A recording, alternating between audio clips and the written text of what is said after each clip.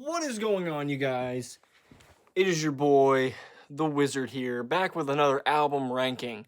Today, it's kind of a long one. I'm going to try to keep it as short as I can, but also try to give as much detail about the albums that I do remember, some that I probably can't, but it's okay. We're going to get through it together. Today, we are ranking Van Halen albums. Yeah, let's do that, okay? There's 12 albums in total, okay? I consider 11 of these really good. The other one, we're about to get into that here in a minute. So, little announcement though, I do want to throw this out there in this video, just in case I make a video on Wizard Productions, but I might. Some of you might be wondering, where the hell is my next short film? Well, production started, production ended, had some things happen, so we're getting back into production here soon during the summer, and we will be getting that next short film out, Who Can It Be Now, out to you guys soon. Just wanted to give that little announcement and make sure everybody was clear on that I'm not just slacking, because that's not what I do. I don't slack, all right? I make creative content. I keep the brain going, all right? That's what I do, okay? Anyways, on into the ranking. Starting with number 12, I got my little notepad over here that tells me what to say. Not tells me what to say, but what it is. Number 12, we have Van Halen 3. What the hell was this? What the hell was this? Just let me know, guys. Let me know, because I don't know what it is about this album, but it angers me. There's something about this album that makes me mad, because for one thing, it shouldn't be this long. The album is like an hour and like 6 minutes long or something. No Van Halen album has ever passed that runtime before, and my God, they make you sit through some of the most boring, put together, not well sounded songs, in my opinion. And they switched vocalists. They had a falling out with Sammy Hagar, and then they got Gary Sharon from the band Extreme to play the vocalist in this album.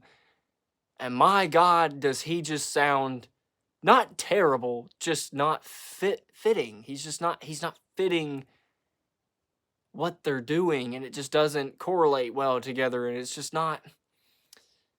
I wouldn't say the album is terrible. It's not the worst thing I've heard. It's just the worst thing they've ever made. It's so sloppy. The only good song in the album is Fire in a Hole. I think that's what's called. I can't even really remember. But that song actually was pretty okay. But my God, it's 7 minutes long. I'm pretty sure it's 7 minutes long. Like, every song passes. The shortest song is at least like 5 minutes, I think. Every other song is like 6 to 7 to 8 minutes long. Dude, there was no reason. There's no reason. It's not a terrible album. I just think it's very mid. And definitely their least best album they've ever made. And that's why I have to give it a 55. I know I slammed on it a little bit too harsh, but I don't know. This is just an album I would never go back to. I don't think I'd ever go back to this album if I wanted to listen to Van Halen at all. So, but yeah. Number 12, Van Halen 3, 55%. Moving on to number 11, we have Different Kind of Truth. This is their actual last album that they ever made, Van Halen. They got David Lee Roth back to end it off, and I mean, honestly, God, what a send-off here, man. Definitely not their best record, but it's still a pretty good album. I still found some enjoyment out of it. I really love the song Tattoo. I have a Van Halen tattoo, so it kind of speaks to me in a way, that song. I really like that song. I can't remember a lot of the songs' titles from this album, but that's what I kind of want to get into, is they're kind of forgettable in a sense, kind of like Van Halen 3, but like they're not terrible like Van Halen 3. I keep bashing on it. I'm sorry. It's not a terrible album. Anyways, so it was just what I told my dad when I heard this album is it was just so fresh and nice to hear David with the band again. Cause I love the Hagar era. I really do. I love the Hagar era. But David Lee Roth, man, he rose to fame with them, and like they kind of had some of their best records. They kind of had their best albums with David Lee Roth. I'm gonna say that. I have a lot of favorites from the Hagar era on my list. I really do. But we're all gonna have to be honest here. David Lee Roth had some of the better albums and tracks from Van Halen than Hagar. But I still get enjoyment out of Hagar a little bit more than I do Roth. So I was kind of a little bit, kind of like, ooh, what am I going to think of this album? Because we're back to David Lee Roth after I just was like, oh, I love Sammy Hagar. So let's see how we feel. I loved it. I had a blast because I love David Lee Roth, kind of. He's kind of a douche, but in Van Halen, he sounds good. So it was a breath of fresh air to end it off. I'm glad they ended off with this album and not Van Halen 3. I'm so glad they did this before Eddie's passing in 2020. So with that said, I will give this album a 93. Yeah. Moving right along, straight into the Hagar, the last of the Hagar era. Number 10 is Balance. A lot of people I've heard did not really like this album and did not really like Hagar's vocals and like the weird grunge Hagar voice he did on this album. I dug it. I don't know what it was about this album, but the first song you hear, The Seventh Seal, kind of hooks you.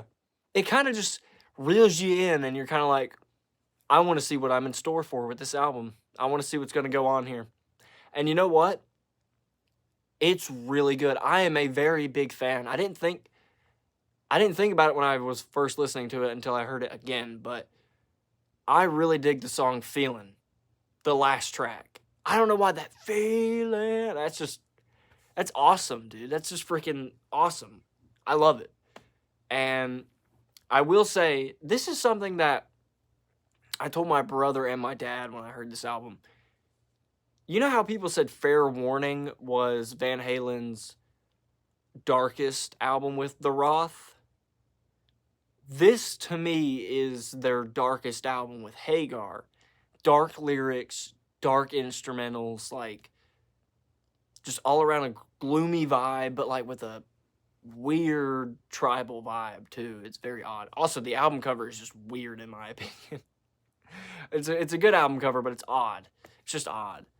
But, I really dug a lot of the tracks. I honestly would go back to this one and re-listen to it and just see what I think again, because I do remember it kind of ran a little long, and some of the instrumentals were, I think they were okay. And that was another thing I want to say about Van Halen 3 before I move on. The instrumentals, you got to make them at least decent to listen to, Eddie. Come on now, man. Anyways, but Balance is a really good album. I don't know why people shit on it so much. I think it's a great album. I think if you like Sammy Hagar in Van Halen, definitely give this one a listen. This one's a really good album. I give this one a 94. Okay, moving right along to number 9. Number 9. This one I might get a lot of flack for. I don't know why, but I know a lot of people love this album. I do too, but just hear me out. Number 9 is Diver Down. Now, hear me out. Hear me out. I love this album. It's a great album.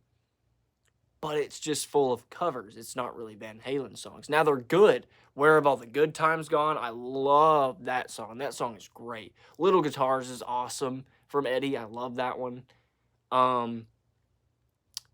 But this just, I know how Van Halen felt about this album when it came out, and this is more of David Lee Roth's project that he wanted to do. But it's a fun record. It's a very fun album. I really enjoyed it. I heard it a long time ago, so I don't really remember a lot of the tracks, but I do remember really liking it. I really love the album cover. It's great. They all sound awesome on the album. All the drums, bass, guitar, everything sounds great on this album. But it's just full of covers and not a lot of Van Halen songs that were original. but I still love the album. It's a great album. I just can't remember a lot of it right now to kind of get into my full review of it. But yeah, I give Diver Down a 95. But I do think it's just better than the other ones we've listed so far. But it doesn't compare to these next few. Number 8, this one's actually kind of funny that I have this at number 8. But number 8 is OU812. Kind of funny, right? This album was very weird to me when I first heard it. It took me a while to get back into Van Halen. I didn't listen to this album for a good little while. And then I finally got back into Van Halen, and I was like, you know what? I'm going to listen to the next Hagar album that I need to listen to. My thoughts on it at first were really torn because it's like I didn't love it, but I didn't hate it. It was just very odd. This is a very weird sounding album. Like, it sounds futuristic, almost. It sounds kind of sci-fi-ish, especially with, like, Mine on Mine playing. But then you have Cabo Wabo, which is kind of like this beach tune. And you're like, okay, what just happened? How did this happen? Which is also a great song, though. Cabo Wabo might be the best one on the album. But, I was really torn because I didn't know how to feel about the sound of it at first. And some of the tracks didn't hit some places, like, you know, like at first I didn't like the opening track, Mine All Mine. I didn't think it fit for an opening track. It didn't have like that burst of energy. But then it grew on me, and then I started to really like it. But I can't remember some of the other tracks that I really like on this one. But I really like the futuristic sci-fi sound. I think I really dug it, and I think they nailed it perfectly with how it sounds. I think the drums are amazing on this album. They are so good. With like any other album, the drums are amazing. Alex Van Halen needs more attention. I swear to God. But yeah, OU812 is a very, very good album. Not one of the best in the Hagar era. We'll get to those soon. But still a pretty good album. I give OU812 a 96. I really like that album. It's a pretty good album. Okay, moving right along to number 7. We're moving right along. Check this one out. Number 7 is Fair Warning. I mentioned this one earlier whenever I was talking about balance. This is the darkest album in the Roth era for sure. You got like Mean Street. Dirty Movies is a fun-ass song. I love that song to death. I have heard it multiple times. And, but you got songs like Unchained. Oh, everybody loves Unchained. It plays on the radio all the time. Not more than Ain't Talking About Love, but... And Jump, my God. But you gotta love this album, man. It's got such this, like, mean vibe to it, but it's badass as hell. It is so killer. I think this album might be the darkest with, like, the darkest tone, darkest lyrics, but they pull it off so well. It's so rad, dude. That's what I think about it. It's fucking rad. It is so rad. I have this one on vinyl, actually. It's very good. But yeah, Dirty Movies is easily my favorite song off this album. It's such a funny, fun, just a killer song about porn, of all things. Wow. Good job, Van Halen. I do really like Fair Warning, though, so I'm going to give Fair Warning a 96. Yeah. Same score, but I like one more than the other. You get it. Okay, moving right along to number 6. Getting close to that top 5. Okay? But number 6 is For Unlawful Carnal Knowledge, otherwise known as fuck. Yeah. It is next up with the Hagar era. I think this is let me see on my list. This is the second best in the Hagar era for me. I don't know what it is. I think it's because I heard this CD from my dad when I was a kid a lot. And I think that's why I love it so much. But you have like Pound Cake, Right Now. Oh my God, I need to think of some other tracks. Oh, Judgment Day. Oh man, Top of the World. There's so many good tracks that I remember from my childhood. So whenever I re-listen to the album, not too long ago, I was astounded. I was like, wow, I remember this one. I remember that one. This one's freaking awesome. Holy shit. Like, it all just started to come back to me sitting in my dad's truck on the way home from school and hearing that wow, and just like being like, damn. So this is what we're cooking with. Okay, cool. And I think it's a badass record. I think this album's badass.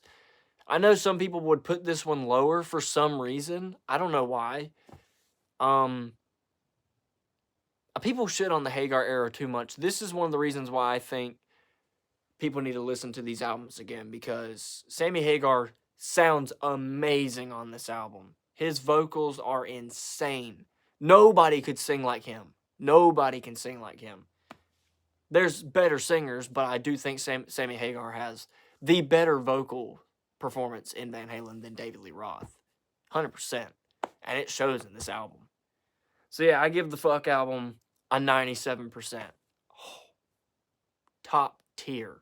Top tier. Moving right along to the top 5. We're in it now. We're in it now. And some of you might be pissed off at my number 5 because it's not number 1. But I'll get to that here soon. Just bear with me. My number 5 spot, I have Van Halen 1. Bro. Everybody loves Van Halen 1. It's Van Halen 1.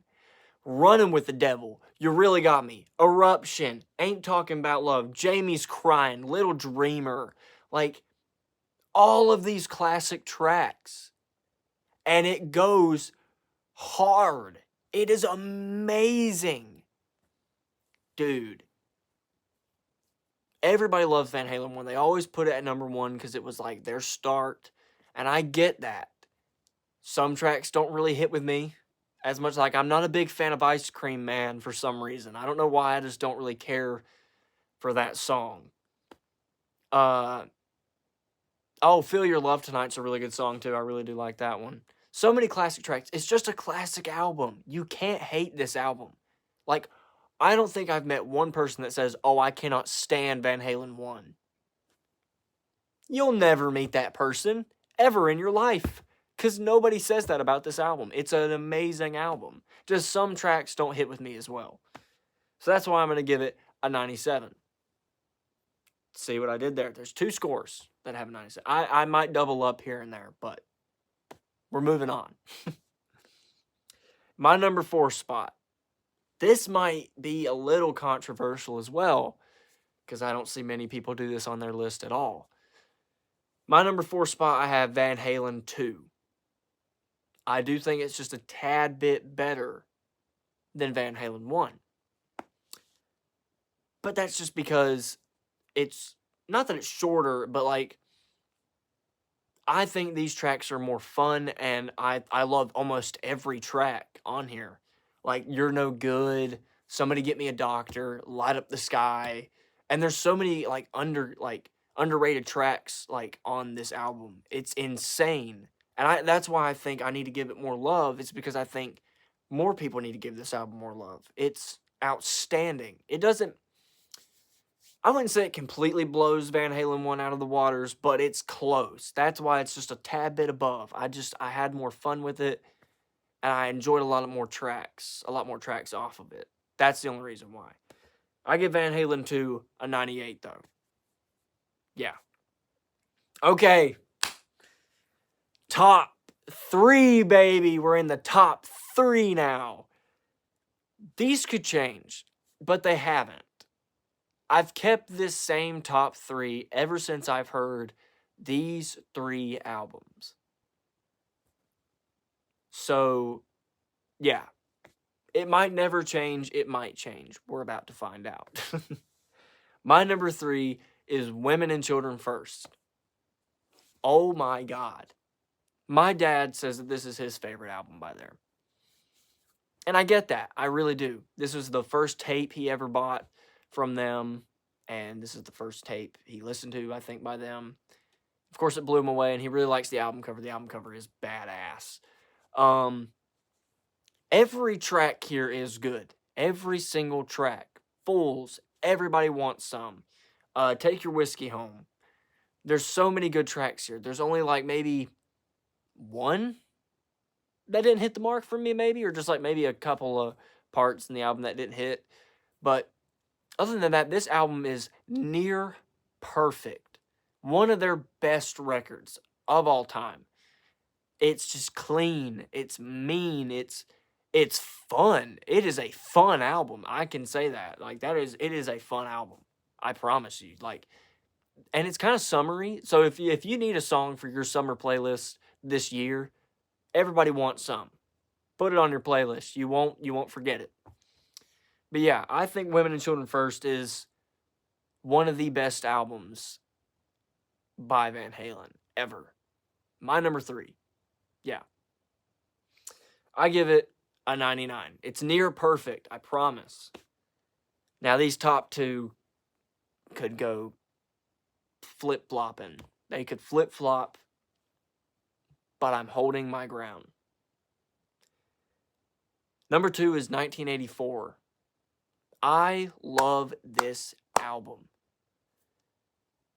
This album has almost all of my favorite tracks by Van Halen on it. You got Jump, which I'm not a huge fan of Jump because how overplayed it is, but I still love it. Panama.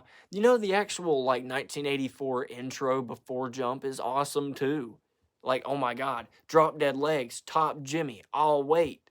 Oh my God. I'll Wait is an amazing song. If you've forgotten about that song, go back and listen to it and listen to Eddie's guitar solo. It will blow you away.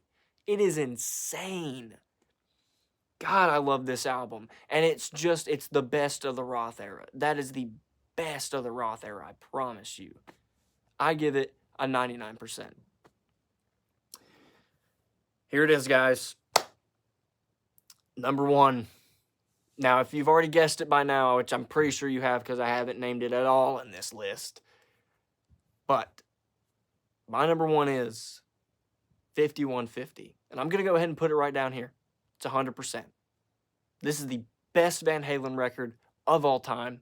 This is Sammy Hagar's best vocal performances of all time. And some of the best Van Halen songs of all time. Summer Nights, 5150 itself, Inside, Dreams, Love Walks In, Good Enough. Oh my God, just like, you name them, and it's all there. Perfect. Perfect album all the way through. I love it so much. This album rocks. It is one of the best 80s records of all time as well. People need to give it more love. I promise. Well, guys, that does it for me today. I hope you enjoyed this album ranking. There will be so many more to come. I have so many bands that I have ranked, and I cannot wait to share it with you all. So, yeah. Peace!